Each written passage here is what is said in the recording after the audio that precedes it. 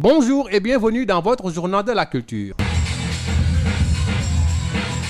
Célébration ce 29 avril de la Journée internationale de la danse en présence du nouveau secrétaire d'État à la culture, aux industries créatives et au patrimoine, le professeur Bakary Sarr. Après avoir présidé la cérémonie, il est revenu sur les attentes du secteur par rapport à la copie privée, mais aussi à la réflexion globale sur le statut des danseurs. Nous l'écoutons. Le ministère également se réjouit de participer aujourd'hui, de venir aussi ouvrir la Journée internationale de la danse.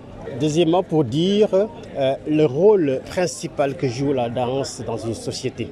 La danse, c'est un message. La danse, c'est un langage. La danse, c'est une mémoire. Mais aussi la danse participe à créer et recréer. Cela signifie donc qu'il fait partie un petit peu de ce qu'on pourrait appeler les leviers puissants pour la sauvegarde d'une identité, des identités nationales et des identités du monde. Donc, ce levier important de la danse mérite donc une attention particulière du point de vue des autorités. Et le ministère, justement, a pris en charge avec beaucoup d'envergure les dossiers concernant le statut de l'artiste et la copie privée.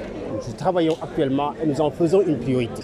Le programme que le président Bassirou Diomaye Faye, avec la diligence du Premier ministre Ousmane Sonko, a présenté aux Sénégalais, il y a une forte dimension qui prend en charge la question du patrimoine culturel, matériel et immatériel. Mais en même temps, tout ce dossier qui permettra aux artistes de vivre leur art comme il faut et de jouir également de la valeur de leur art, notamment le statut de l'artiste, et fait partie des priorités de ce gouvernement.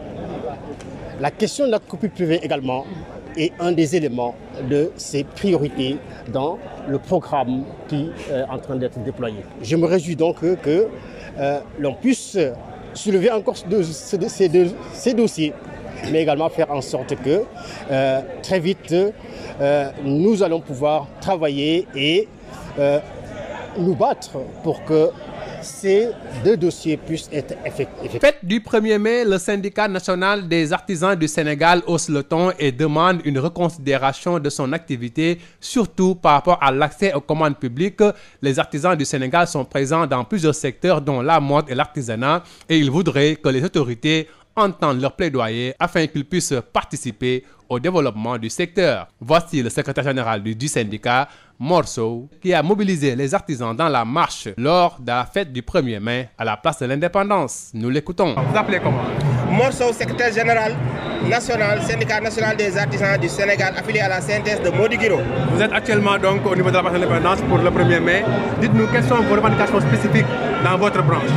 Nos revendications, c'est pour tout le secteur de l'artisanat, c'est accès à la commande publique, matière première, couverture maladie, accès à la caisse de sécurité sociale et IPRES, et valoriser nos produits, les produits locaux, pour nous permettre même de faire des importations au niveau international.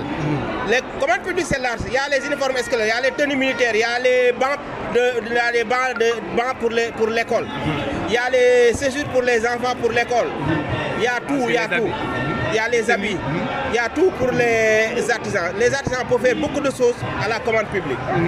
Et par rapport justement donc à la nouvelle autorité, on a vu actuellement, ils sont en train de s'habiller de manière, disons, locale, africaine, avec les tenues. Qu'est-ce que cela vous explique et quel est le message que vous lancez? Nous sommes très contents.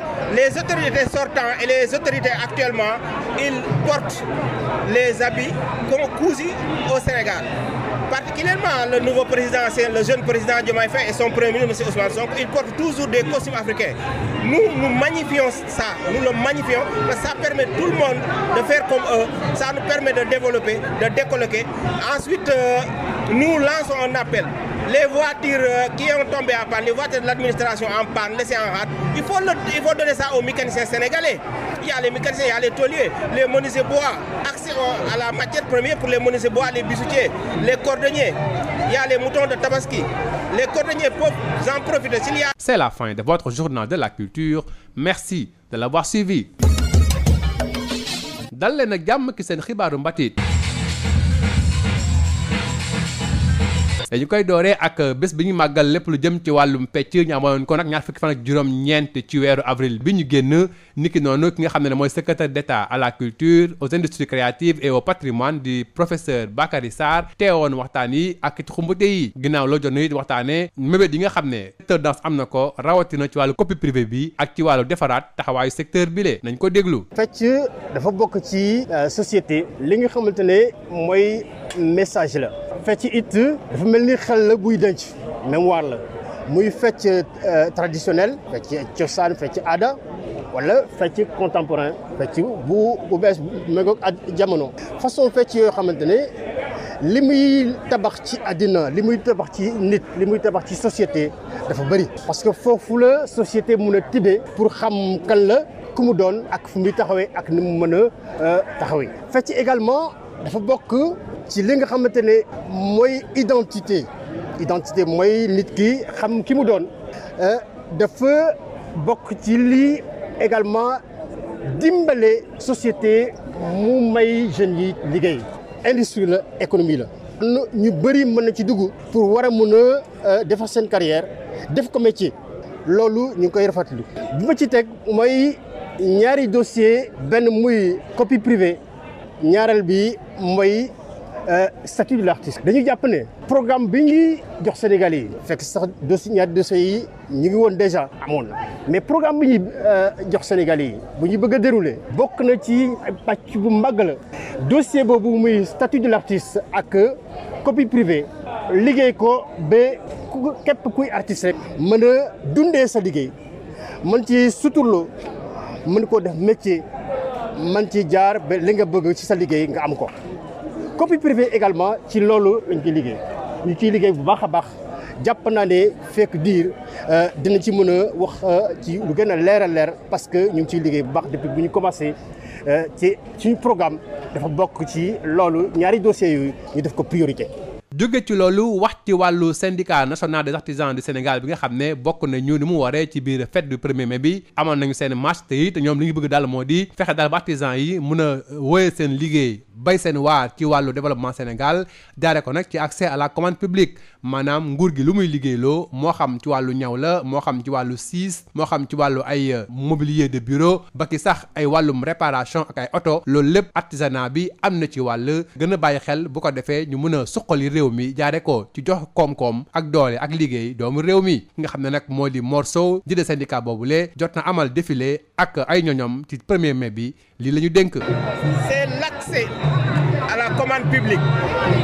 boo déggee ñu wax l'accès à la commande publique ça concerne tous les artisans y compris les tailleurs les cordonniers les bijoutiers les menuisiers parce que y a les tables-bancs y a les mobiliers y a la décoration y a tout l'artisanat dafa yaatu. C'est pour cela que même les mécaniciens auto administration yi panne ñu koy bàyyi foofu ba mu yàqu mën nañu ko jox mécaniciens yi ñu defar ko loolu yëpp commande publique la.